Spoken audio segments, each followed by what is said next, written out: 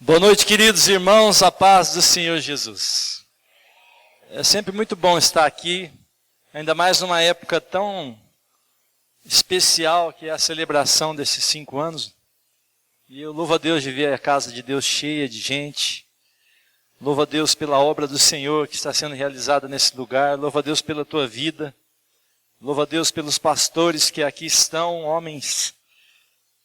Um casal abençoado do Senhor, que Deus possa realmente derramar ricas bênçãos. Louvo a Deus pelo discipulado, que funciona aqui de uma maneira surpreendente. Louvo a Deus por cada célula que ministra a palavra de Deus. Louvo a Deus pelo treinamento que vocês estão tendo na escola de discípulo, pelo Tadel e tudo que Deus tem feito.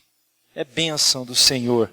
Sabemos que o trabalho no Senhor, a obra de Deus não é em vão e tem acontecido grandes coisas. E Deus vai fazer infinitamente mais do que pedimos ou pensamos. Amém? Feche seus olhinhos aí. Vamos orar ao Senhor então em nome de Jesus. Boa noite, papai. Estamos aqui reunidos na tua presença. Que bom poder ministrar a tua palavra. Porque sabemos, ó Pai, que a palavra de Deus ela não volta vazia. Tem corações desejosos por ouvir a tua voz nessa noite. Então, Pai, nós precisamos dela, porque a palavra do Senhor é alimento para nosso ser, alimento para nossa fé, alimento para nossa vida, sacia a nossa sede. A palavra do Senhor Deus nos dá discernimento a respeito do reino de Deus. A palavra de Deus, Pai amado, ela ilumina, ela é lâmpada para os nossos pés e luz para o nosso caminho. Então, Pai, eu declaro nessa noite que o solo é fértil, Pai, o nosso coração está aberto para ouvir a tua voz e ouvir a tua palavra, e que seja, Pai amado, uma noite memorável de celebração, Pai amado, dessa data tão especial, mas sabemos, ó Pai, que isso é só o começo do que o Senhor tem para esse lugar. Então, Deus, nós declaramos, ó Pai amado, os ares abertos, o Espírito Santo aqui, e toda barreira e impedimento caia por terra no nome de Jesus, porque sabemos, ó Pai, que o Senhor tem grandes coisas para fazer no nosso meio, em nome de Jesus. Amém e amém. Queria que você abrisse a palavra de Deus, queridos, no Evangelho de Lucas, capítulo 24, verso 13, o título é No Caminho de Emaús. Glória a Deus. Vamos à leitura da palavra. Naquele mesmo dia, 2 deles estavam indo para um povoado chamado Emaús, a 11 quilômetros de Jerusalém. No caminho, conversavam a respeito de tudo o que havia acontecido. Enquanto conversavam e discutiam, o próprio Jesus se aproximou e começou a caminhar com eles, mas os olhos deles foram impedidos de reconhecê-lo. Ele lhes perguntou: sobre o que vocês estão discutindo enquanto caminham?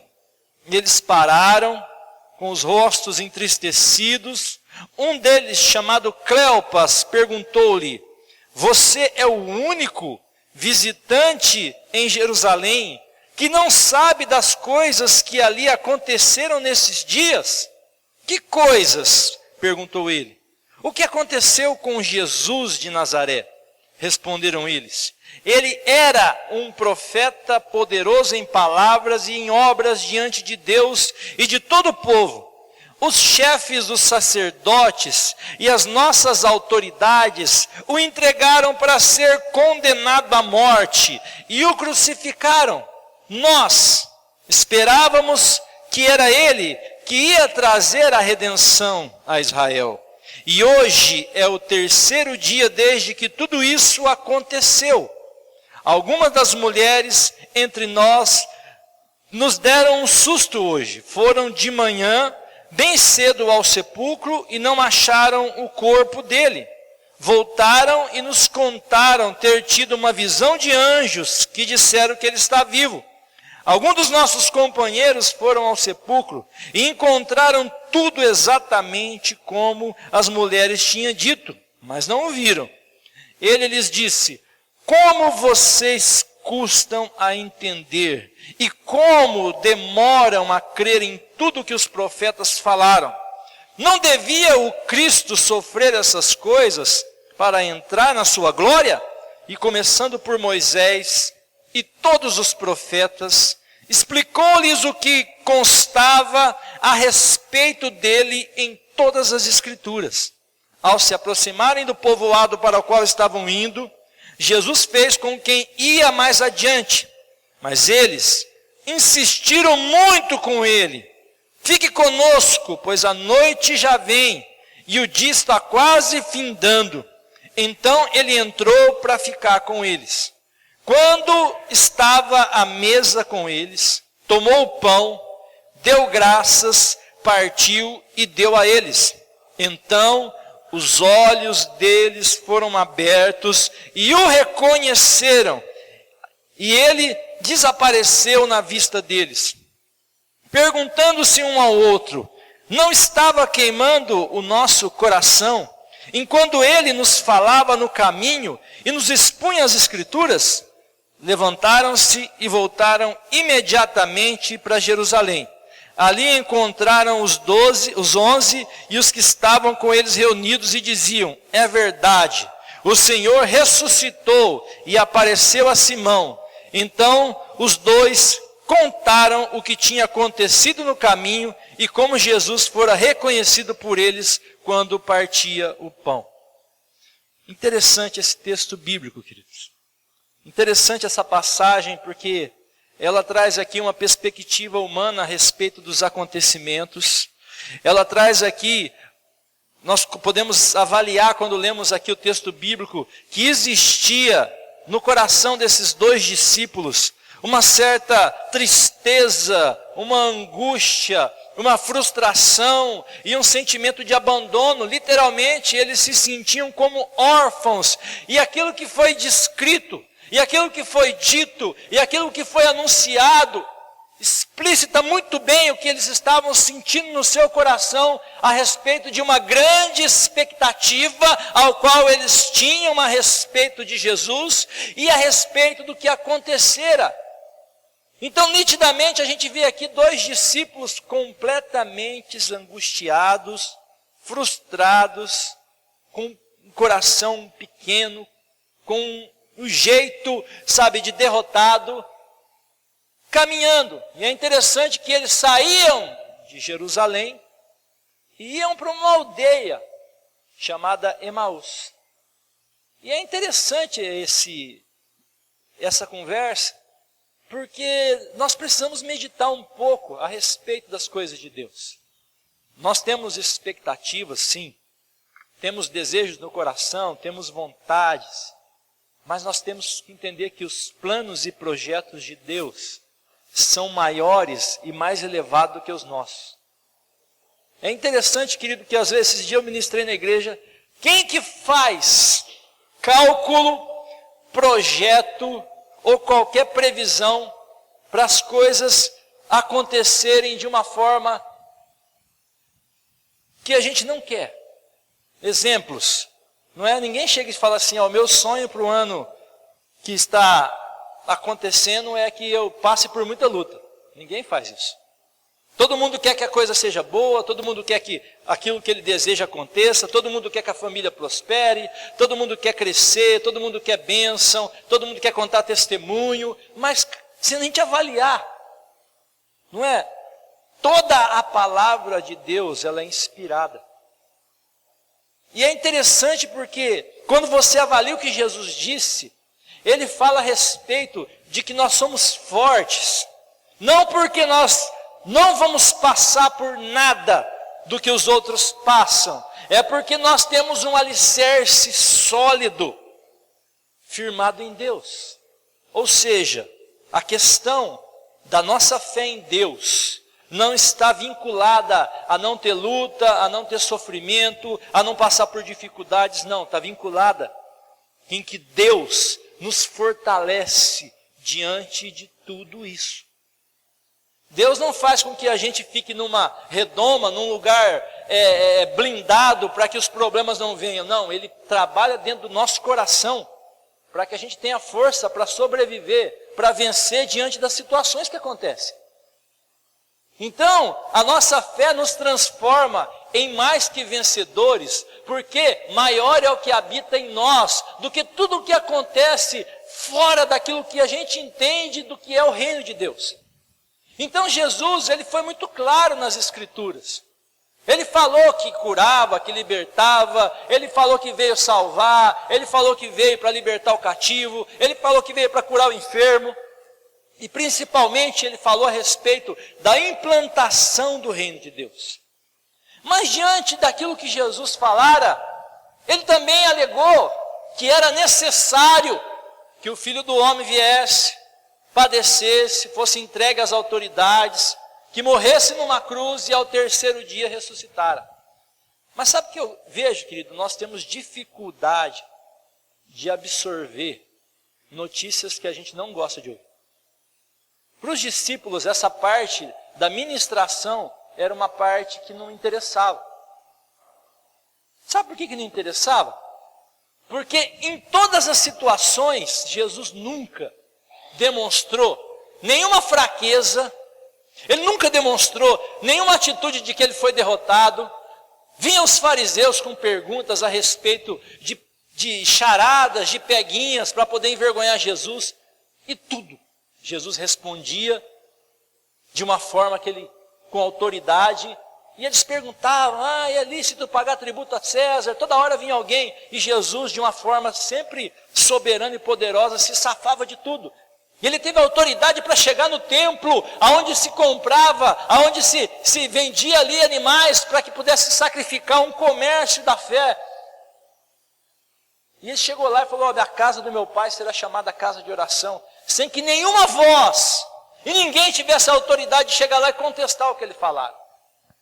Então, queridos, os discípulos, eles acompanharam um ministério, aonde eles viram ressuscitar mortos, eles viram enfermos serem curados, eles viram pessoas sendo transformadas, eles viram a salvação chegando ao pobre, ao necessitado e a todo que crê, eles viram multiplicações, mudanças de elementos químicos, água transformando em vinho, eles viram multiplicações de componentes, de elementos, o pães e peixes multiplicando multidão. Eles viram Jesus desafiando a física, andando por sobre as águas de uma maneira sobrenatural. Eles viram Jesus dando ordem à natureza, falando para os peixes, agora você vai na rede que vai pegar.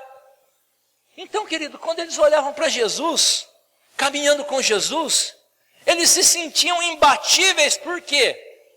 Porque nós não passamos por problema nenhum. Jesus, ele demonstrou aqui, de uma forma poderosa, de que nós estamos tranquilos. E quando assolava os problemas, certa feita os discípulos em um barquinho lá, e veio a tempestade, e eles choraram lá, Jesus, venha me socorrer. Jesus estendeu a mão, e o vento partiu, veio bonança. Então, imagine, se eles poderiam absorver que Jesus pudesse ser entregue na mão das autoridades, ser castigado com açoites, ser cuspido, escarrado, maltratado, envergonhado, ser tratado como um bandido, preso numa cruz. Cruz não era sinônimo de bênção, queridos. Cruz é sinônimo de maldição. A cruz é um instrumento pelo qual nós recebemos a redenção. Sim. Por quê? Porque nela Jesus cravou os nossos pecados, os nossos delitos, as nossas maldições. Então, na época dos romanos, quem era crucificado eram pessoas que deviam, condenadas. E Jesus, um inocente, que nunca pecou, levando a culpa e o peso do nosso pecado. Então, por que eu estou dizendo isso, querido? Porque esse é o ambiente que os discípulos viviam. Até o fatídico dia, aonde a casa caiu. Não digo casa espiritual, mas o conceito humano de que nada de ruim podia acontecer, porque o planejamento desse povo era que Jesus entrasse em Jerusalém de uma maneira onde o reino seria estabelecido, mas não um reino como o reino de Deus. Jesus disse, o reino de Deus não é um reino que você imagina, um reino humano. Você fala, ele está aqui, ele está ali. Não, o reino de Deus está entre nós. Quando perguntaram se ele era o rei dos judeus, ele falou, meu reino não é desse mundo. Estou falando de outra coisa. Mas na cabeça dos discípulos, eles queriam um rei que se assentasse na Jerusalém física e reinasse de uma maneira onde outrora outros reis reinaram, como Davi e Salomão. Então havia uma expectativa humana a respeito de como Jesus seria rei. Por que eu digo isso, querido? Porque quando você chega até Deus, existe uma expectativa humana a respeito das coisas. Como que eu acho que Deus vai agir? De que forma que eu acho que a minha vida vai acontecer? Qual a porta que Deus vai abrir? E aí a gente muda, nós criamos às vezes uma perspectiva paralela a respeito do que Deus vai fazer, que necessariamente muitas das vezes não é isso que está escrito. Então, quando tudo isso aconteceu, quando eles viram Jesus crucificado, você percebe que os discípulos, eles não tiveram estrutura emocional para suportar aquilo. E no meio dos discípulos havia quem o traíra, no meio dos discípulos haviam alguns brigando para ver quem era o maior, quem assenta na direita, quem assenta na esquerda. Outros semelhantes, como Pedro, que achava que nunca iria negar a Jesus. E por fim, querido, quando tudo isso aconteceu, a gente observou que todos eles, indistintamente, foram abalados com aquilo que aconteceu. Não estavam efetivamente preparados. E aí, baseado nisso, o texto bíblico. De cabeça baixa, ruminando as notícias de sexta-feira, conversando, dialogando. E aí Jesus, inteligentemente, ele quis saber a perspectiva, o ponto de vista, o olhar dos discípulos a respeito do que acontecera, para saber se eles tinham discernimento e compreensão do que estava acontecendo.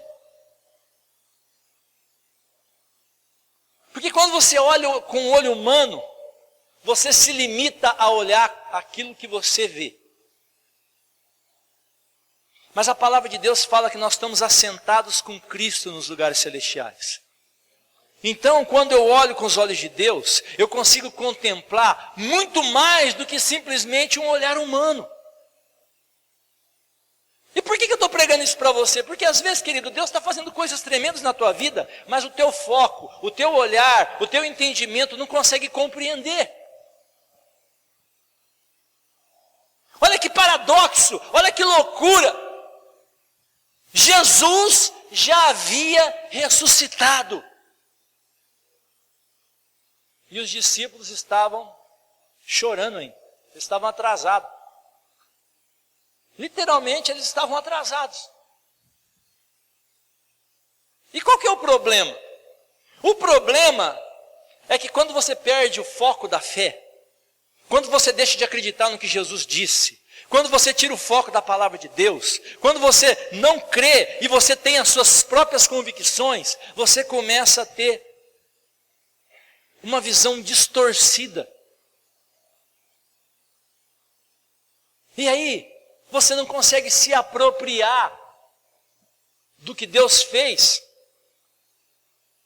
Porque, querido, a incredulidade, a dúvida, o medo, a frustração, a tristeza, a angústia, são todos sentimentos que são como um peso na tua vida. Você olha para o chão, você olha para trás, você acha que perdeu tempo. Você imagina, eles devem ter pensado assim, puxa vida, dedicamos 3 anos da nossa vida a servir a Jesus para acabar assim. Dedicamos 3 anos da minha vida acreditando numa promessa, e agora nós estamos aqui, voltando da onde a gente veio, frustrados, saindo de Jerusalém. E por que, querido, que é interessante? O que Jesus fez. Porque não basta simplesmente Jesus ter feito, se aquela verdade não for uma verdade dentro dos nossos corações. Tem coisas que Jesus conquistou, mas elas só podem fazer efeito na tua vida se você toma posse. Então é interessante. Tanto que qual a ferramenta que o diabo usou para tentar não dar crédito ao que Jesus conquistou? Eles falaram assim, as autoridades espirituais. Lembra que aquele enganador, falando de Jesus, aquele maldito, falou que iria ressuscitar. Então nós vamos colocar guarda. Tinha mais fé no inimigo, que estava com medo de Jesus ressuscitar, do que dos discípulos, que estavam tudo triste. Os fariseus falaram, vamos colocar guarda lá, porque ele falou que ia ressuscitar. Imagina se acontece um trem desse, o que vira? E ressuscitou. E aí eles falaram, nós não podemos deixar que essa notícia corra, vamos subornar os guardas para que eles falem que os próprios discípulos roubaram o corpo. Para que a verdade que Jesus conquistou não se torne verdade no coração das pessoas. É por isso, querido, que existe uma verdade. Qual que é a verdade? É que eu estou pregando aqui. Para que ela se torne verdade na tua vida, ela precisa entrar dentro do teu coração. Lembra da parábola da semente? Jesus disse que existem obstáculos que nós temos que superar. E ele tratou a palavra como uma semente, ou seja, a semente não é árvore, a semente não dá fruto, ela precisa ser nutrida, ela precisa ser plantada, ela precisa ser cuidada, para que depois de todo o processo ela venha dar fruto. Se a palavra é semente, como que ela pode gerar fruto na tua vida? É muito simples, depende do cuidado que você tem com aquilo que Deus te deu e como você trata aquilo. E no texto diz que o passarinho vai lá e comeu a semente no caminho. São aqueles, querido, que o inimigo faz de tudo para que a palavra entre num ouvido e saia para o outro e ele não preste atenção nas verdades. Ou seja, na vida dele não vai ter efeito, por quê? Não porque a palavra não funciona, mas porque a mente, o coração está obstruído, está desfocado. Não tem vez que você vem no culto, querido, você começa a pensar em cada bobeira. Mas será que eu deixei a panela lá no fogo? A conta de amanhã? O que eu vou fazer? O que Jesus falou, querido? Que a ansiedade não vai te ajudar em nada, só vai te prejudicar. E às vezes você está sentado nessa cadeira aí, mas existe uma força espiritual querendo bloquear a tua mente para que você não ouça e para que você não compreenda, e compreendendo venha a saber, e sabendo venha a tomar posse do que Deus tem. E não para por aí, às vezes o nosso solo é cheio de pedras e a nossa raiz é fraca. E aquela árvore que era para dar fruto não dá, por quê? Porque há alguma coisa errada dentro de nós. Precisamos cuidar da terra, precisamos cuidar do nosso coração. Esses discípulos aqui, queridos, eles estavam fragilizados. Como que Deus vai fazer alguma coisa na tua vida se você vive andando de cabeça baixa? Como que Deus vai fazer alguma coisa na vida de uma pessoa que está bloqueado, porque ele olha e fala assim, olha o que aconteceu com a minha vida. Olha o que aconteceu no meu passado, querido. Jesus já havia ressuscitado e aqueles homens estavam lendo um jornal velho, um jornal antigo. O que você faz com um jornal antigo? Não tem mais jornal hoje, né? É internet, né? Mas antigamente, quando tinha jornal, depois que passava a data do jornal, o jornal servia para embrulhar, para fazer alguma coisa. Mas a notícia já era antiga. Tem pessoas que vivem uma vida completamente fora da bênção de Deus, porque ao invés de saber a verdade, está vivendo de notícias passadas. Em Filipenses 1:29 diz o seguinte: pois a vocês foi dado o privilégio de não apenas acreditar em Cristo, mas também de sofrer por Ele. Rapaz, o cara fala que é privilégio padecer por amor ao Evangelho. E a gente acredita que todo sofrimento não é bom. Como se fosse um sentimento ruim. O amor tudo sofre. Só que a fé está projetada além daquilo que é humano, mortal, sentimental. É por isso que diz, ainda que a figueira não floresça, ainda que a oliveira minta, ainda que não haja fruto, todavia eu exultarei e alegrarei no Deus da minha salvação, porque eu sei, querido, que a tempestade não permanece para sempre. Por pior que a tempestade seja, o sol volta a brilhar sempre. E como quem tem promessa de Deus e toma posse, crê nisso, sabe que aquela tempestade não é o fim, ela só é um obstáculo que deve necessariamente passar. Quando nós perdemos alguém que a gente ama, a gente se entristece de uma forma, mas se essa pessoa crê, a gente sabe que o que Deus preparou para nós, na transcendência, na eternidade, é muito melhor. Tanto que o apóstolo Paulo fala assim, nós esperarmos somente nesse mundo, somos das mais infelizes das criaturas. Ou seja, querido, muitas das coisas que a gente investe nesse mundo está relacionado com a eternidade. É por isso que Jesus fala para a gente acumular tesouro, aonde a traça não corrói, aonde o ladrão não rouba. A mente dos discípulos, dos dois discípulos aqui, estavam fechadas. Só estava ouvindo a voz do coração. E o que a voz do coração falava para eles? Nós estamos decepcionados, nós estamos frustrados, nós achávamos, olha, você pode observar, querida, eles falavam, nós achávamos. O que aconteceu com Jesus de Nazaré? Deus era ou Ele é? Se o cara falar era, porque Ele não é mais. Você está me entendendo?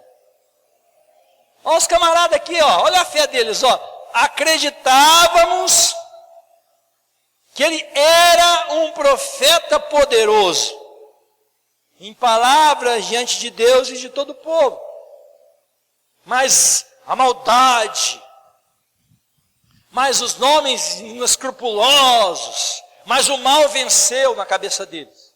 Os sacerdotes malignos condenaram a morte, condenou coisa nenhuma. Jesus disse aqui, a minha vida eu dou, ninguém tira de mim. Ninguém tem autoridade de me condenar, ninguém tem autoridade, eu vim para morrer na cruz. Não foi obra de homem. Eu morri da forma, da maneira e do jeito que eu falei que ia ser. Não foi por causa de ninguém, mas foi por causa de você. Você entendeu, querido? E a mente dos discípulos? Ele era poderoso, já não é mais. Fizeram aqui um complô, fizeram aqui um levante. Está certo que algumas mulheres viram. Está certo que o sepulcro está vazio. Mas eles não criam. E pelo fato de não crer, nem a Jesus eles conseguiam reconhecer. Já prestou atenção que quando você está muito frio espiritualmente, você tem dificuldade de ver a ação de Deus? Por quê, querido? O que move o reino é a fé. Então só existe alguém que quer ver você frio espiritualmente, é aquele que quer que você deixe de crer em Deus. Para que você volte a ser um homem natural. E o homem natural, querido, ele fica preocupado porque ele não vê o favor de Deus, ele não acredita que Deus guarda os seus, ele não acredita que Deus pode te dar saúde, ele não acredita que Deus pode te fazer prosperar, ele não acredita que Deus te guarda e te protege, ele simplesmente é mais um na estatística. O homem natural, ele vê lá, deu um surto de tal enfermidade, ele morre de medo. Ele vai correr atrás de alguma coisa. O homem natural, quando ele vê que o desemprego está aumentando, ele é apavorado, ele para de dormir, porque imagina se eu perder o emprego. O homem natural, quando ele vê a violência acontecendo, ele começa, não, eu preciso trocar a grade da minha casa, eu preciso colocar um alarme. Por quê? Porque ele é mais um na estatística. Ele já não acredita mais, se Deus não edificar a casa, em vão trabalhos que edificam. Ele já não acredita mais, se Deus não guardar a cidade, em vão vigia o sentinela. Ele não acredita mais, cairão 1000 ao teu lado, 10.000 à tua direita, mas eu não serei atingido, porque o Senhor é meu refúgio, a minha fortaleza. Ele simplesmente se vê como uma pessoa comum. Nós estamos falando de duas pessoas que passaram tempo testemunhando o que Jesus fez. E você acha que isso não pode acontecer com a gente? A decepção pode vir. E essa decepção traz amargura, machucado, sentimentos ruins. E quando isso vem no nosso coração, querido, nós começamos a ser impedidos, nós não conseguimos discernir a ação de Deus. Nós não acreditamos mais que todas as coisas cooperam para o bem dos que amam a Deus. Ah, não, isso aqui não tem um significado. Isso não tem um propósito. Em Romanos 12:2 fala assim: não se amoldem ao padrão deste mundo, mas transformem-se pela renovação da sua mente, para que sejam capazes de experimentar e de comprovar a boa, agradável e perfeita vontade de Deus. Olha o que diz a Bíblia: não se amolde a um padrão do mundo, mas que a sua mente possa permitir, possa crer, possa buscar uma renovação, uma transformação em Deus. E aí você vai ter capacidade, habilidade para comprovar a boa e a perfeita e agradável vontade de Deus. Qual era a verdade espiritual? Jesus ressuscitou, estava ali conversando com os discípulos. Só que a mente dos discípulos estavam focados na tragédia. Perdemos o nosso Jesus, Ele morreu, Ele era. Aquela realidade que o mundo ministrava, como vitória dos fariseus, bloquearam os discípulos de comprovar e experimentar a boa e a perfeita e agradável vontade de Deus. Veja bem. Veja se isso não pode acontecer com você, meu querido. Eles estavam diante de Jesus ressuscitado, ressurreto, e não conseguem tirar proveito. E qual é uma frase interessante? O verso 25. Olha o que Jesus fala para nós aí.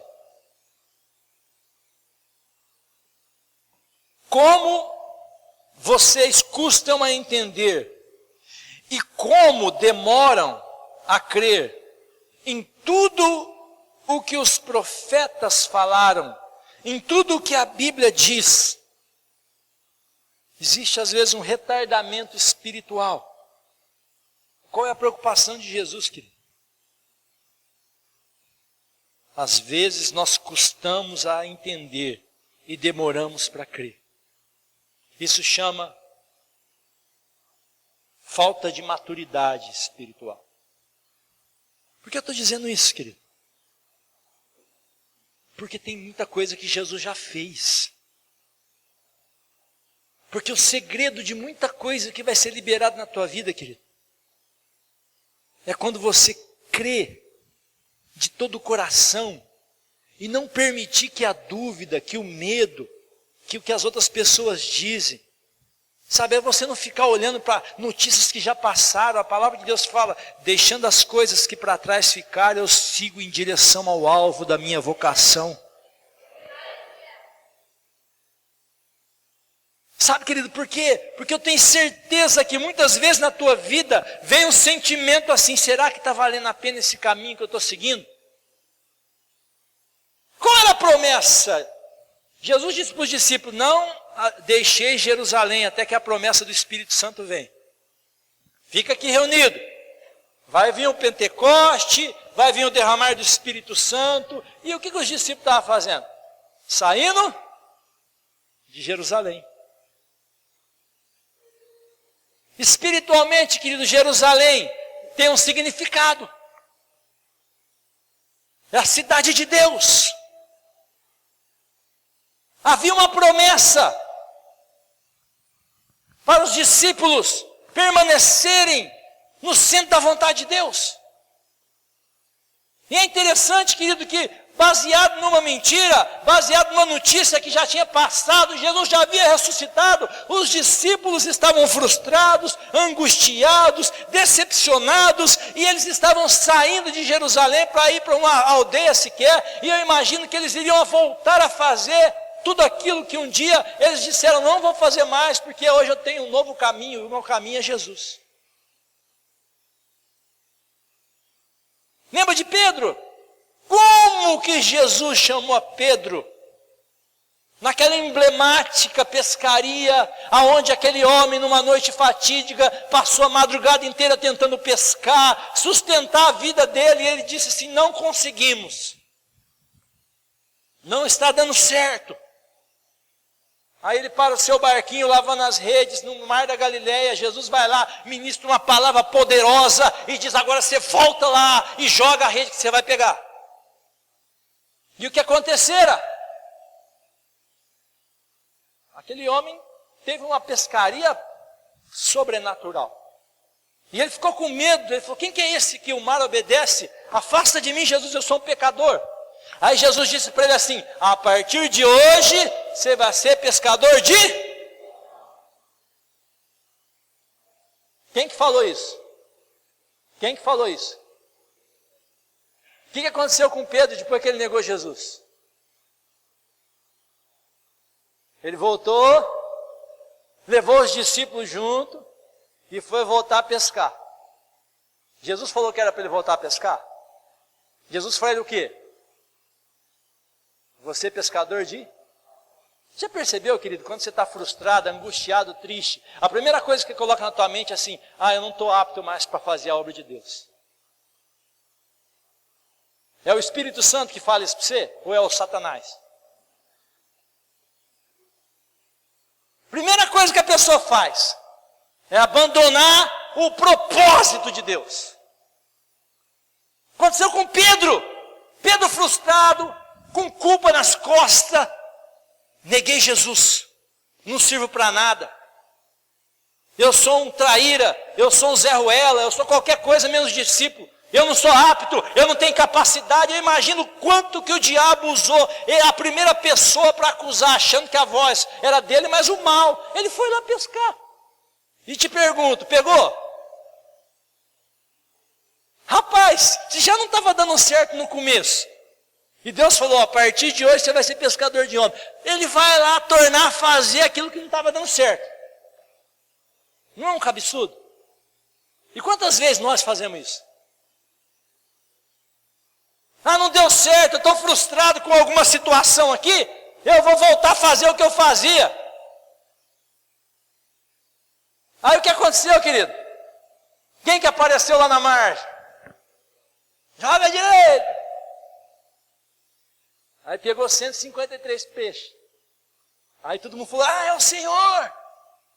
Pedro, com aquela culpa toda, falou, não, eu tenho que ser o primeiro a chegar perto dele. Eu vou pegar essa rede sozinha e vou tentar compensar a minha fraqueza, mostrando tal. Chegou para ele, Jesus chegou para ele e falou o seguinte, você vai ficar 3 anos de banco. Você é um sem vergonha, de um cachorro que me traiu. Você não vale nada. Jesus falou isso. Jesus olhou para ele e falou assim: Pedro, tu me amas? Volta a fazer o que eu te falei. Apacenta os meus cordeiros. Jesus não deu banco. Jesus não falou que ele era safado, sem vergonha, não valia nada. Jesus falou: meu querido, volta para o caminho. Apacenta as minhas ovelhas.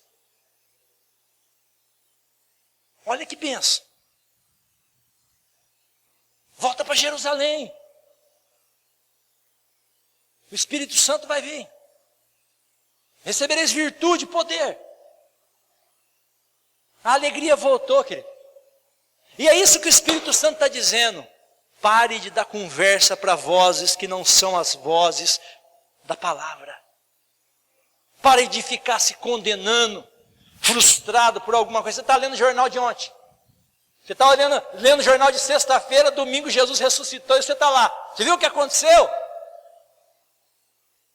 Está atrasado. Ah, pastor, mas eu não sinto. Querido, quem vive de sentimento não somos nós vivemos de fé. Fé não é sentimento. Fé não é sensação. Fé é a certeza, a convicção do que está escrito aqui. É eu confiar no que Deus falou como verdade. Ah, mas eu estou sentindo medo. Medo foi feito para você enfrentar ele. Ah, mas eu estou sentindo fraco. E a Bíblia diz: digo fraco, eu sou forte. Porque o poder de Deus se aperfeiçoa na minha fraqueza. Olha o teu irmão fala: larga de conversa fiada. Pare de ficar arrumando justificativa. Você entendeu, irmão? Presta atenção. Se isso acontecera com apóstolos, você acha que não pode acontecer com a gente? Porque tem hora, querido, que você olha para a igreja, parece que só tem problemas. Ah, eu sou o problema, o outro é o problema. Não é, querido, é que o nosso foco saiu do foco de Deus. Se você quer experimentar a boa, perfeita e agradável vontade de Deus, você precisa mudar a tua mente. Deus protege o teu físico, manda anjo acampar, só que a tua mente, querido, está aberta para o bem e para o mal. Não tem hora que vem uns pensamentos na tua cabeça e você fala: de onde que eu tirei isso?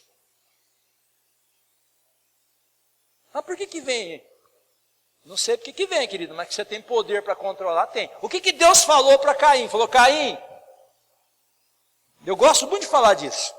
O primeiro homicídio, antes daquele homem praticá-lo, Deus não foi lá amarrar ele. Está amarrado em nome de Jesus. Deus chegou para Caim e falou: Caim, eu estou sabendo. Eu sei o que está no teu coração. Eu sei qual é o desejo do teu coração. Eu sei o que você está pensando em fazer. Mas cabe a você dominar o teu desejo. Ele ouviu Deus? Não ouviu. Então, querido, a questão da mente é a tua luta. Por que Davi disse no Salmo 1, para a gente não seguir conselho de ímpio, não sentar a roda de escarnecedor? Porque se nosso pensamento, a nossa mente cultivar informações, coisas ruins, nós vamos deixando aquilo entrar no nosso coração e substitui e tira o espaço de Deus e a gente começa a entrar numa atmosfera terrena. Ele disse: antes o meu prazer está na lei do Senhor e nela eu medito de dia e de noite. Por que ele medita de dia e de noite? Porque ele sabe que o segredo da vitória é a verdade. Aí ele diz: se assim praticar, você vai ser como uma árvore plantada em ribeiro de água, vai dar fruto na estação própria e tudo que fizer prosperará. Mas você precisa tomar uma decisão: quem vai ser o Senhor da tua mente? Quem sabe, querido? Você precisa alinhar o relógio biológico teu, o relógio da tua alma, com a cronologia, com o tempo de Deus. O que é isso, pastor? É quando eu alinho, calibro o meu foco, a minha mente, eu direciono a minha vida, porque senão eu não vou conseguir enxergar as coisas direito. Para de ficar olhando a morte. Para de ficar olhando o que deu errado. Esquece, querido. As coisas que passaram, Filipenses 3,13 diz isso.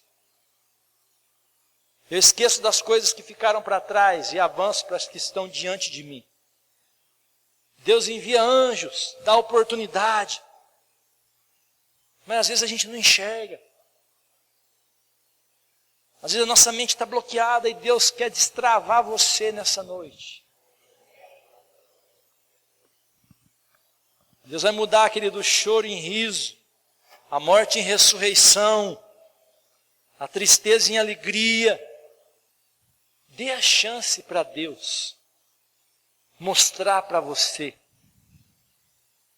aquilo que Ele quer, porque os pensamentos de Deus são mais elevados que os nossos. É necessário, querido, que a nossa mente seja uma mente renovada. A palavra do Senhor fala, o choro pode durar a noite inteira, mas a alegria, ela vem pela manhã. É por isso que a palavra nos promete que Deus nos restaura. Eu não sei qual é as notícias que estão impactando a tua vida. Eu não sei qual é a fonte que tem efetivamente nutrido a tua mente. Nós temos visto até pessoas de Deus sendo bombardeada por tantas notícias ruins que nós temos que lidar até com suicídios dentro do nosso contexto. O que um cara que se suicida faz, querido? Ele diz assim, não vale a pena mais viver. E por que ele faz isso, querido? Porque no contexto do que ele está enxergando, do que ele está vivendo, do que ele está passando, ele não vê esperança.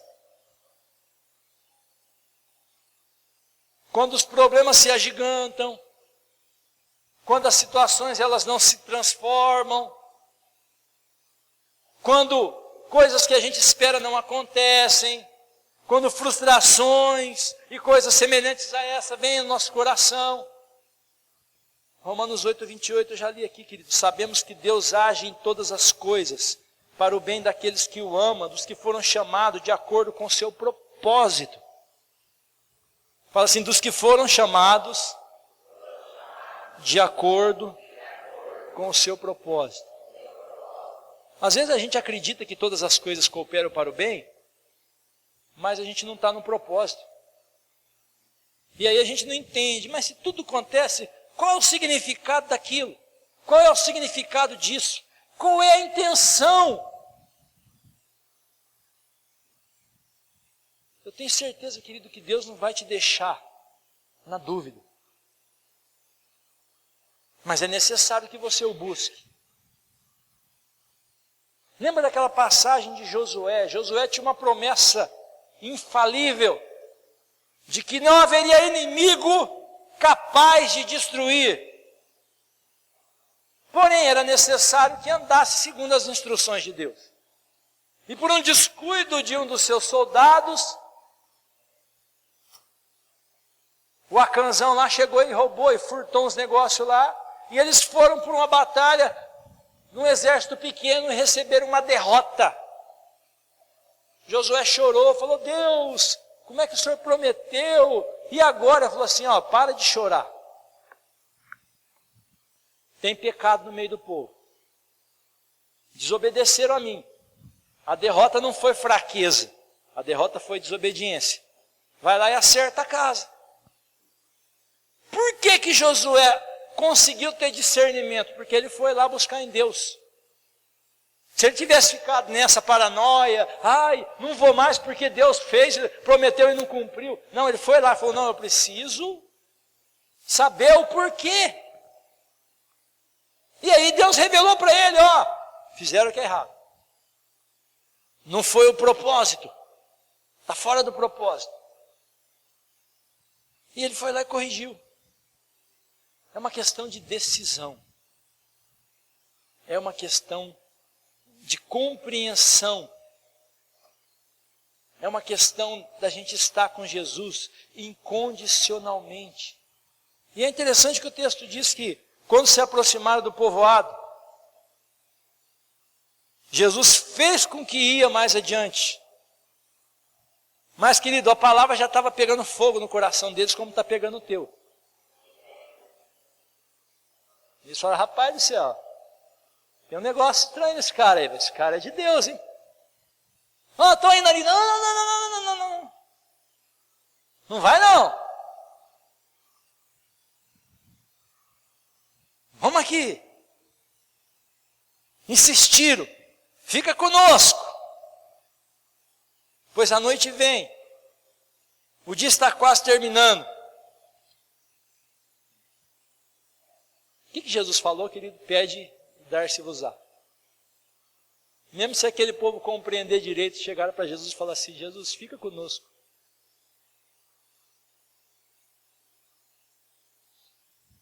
Às vezes você não está compreendendo direito. Às vezes, querido, nós somos esse povo aqui, ó, que custa entender, que demora para crer. Mas não abra mão. Jesus não abre mão de você. Mesmo custando a entender, mesmo demorando para acreditar,